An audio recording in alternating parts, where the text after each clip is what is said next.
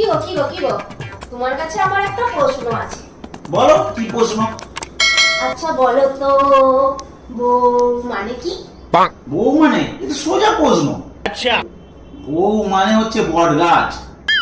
এই ধরো স্বামীরা রোদেতে খেটে খুটে যখন ঘরে ফিরবে, সেই বট গাছের ছাওয়ায় নিচে বসে একটু রেস্ট নেবে, সেই জন্য বউ মানে বট গাছ, যার ছায়া থাকবে।